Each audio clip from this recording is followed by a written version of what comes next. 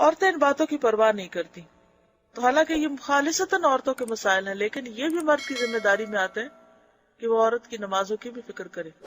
اتنی فکر مردوں کو معلوم ہونی چاہیے، اور وہ پوچھیں بھی کہ کیا ہو رہا ہے. اس کا ایک فائدہ یہ بھی ہے نا کہ پھر مرد کو عورت کے معاملات سے باخبر رہنا پڑے گا، وہ اس سے لاپرواہ اور بے پرواہ نہیں ہو سکتا. 8ویں یہ کہ اگر اس کی بیویاں ایک سے زیادہ ہوں تو ان میں عدل و انصاف کرے. رات گزارنے اور خرچ دینے میں برابری ہے، نہ کہ محبت کرنے میں، کیونکہ یہ اس کے اختیار میں نہیں ہے. پھر اگر سفر پر جائے اور چاہے کہ کسی بیوی کو ساتھ لے جائے تو ان میں قرہ ڈالے، نہیں ٹاس کرے، جس کے نام پر نکلے اس کو ساتھ لے جائے، کیونکہ نبی صلی اللہ علیہ وسلم کا طریقہ یہی تھا. 9ویں مخالفت ہے.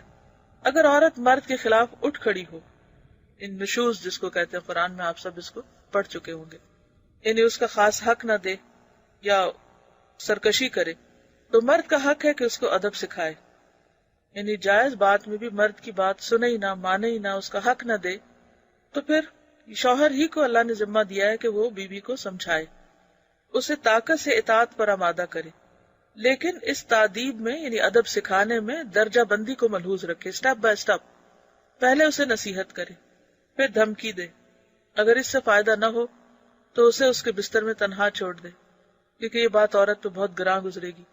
اس کی طرف پیٹ کر لے، یعنی ناراض ہو جائے، اس کا بھی اثر نہ ہو تو اپنا بستر الگ کر لے، اور اس سے 3 دن سے کم بول چال بند کر دے.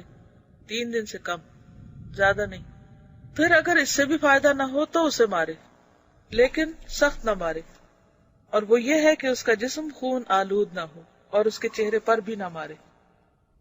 10ویں جماع کے آداب سے متعلق مستحب ہے کہ بسم اللہ سے شروع کرے، قبلے سے منہ پھیر لے، جماع کے وقت اوپر کپڑا ڈال لے، ننگا نہ ہو، اور یہ کہ پہلے کھیل اور مانکا اور بوسو کنار شروع کرے.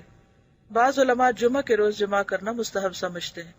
پھر جب مرد فارغ ہو جائے تو اسی حالت میں کچھ دیر ٹھہرا رہے، تاکہ عورت بھی فارغ ہو جائے، کیونکہ عموماً عورت کا انزال مرد کی نسبت دیر سے ہوتا ہے. حیض کی حالت میں اور پخانہ کی جگہ میں مجامت کرنا جائز نہیں. اگر دوبارہ مجامت کرنا چاہے تو اپنی شرمگاہ کو دھو کر وضو کر لے.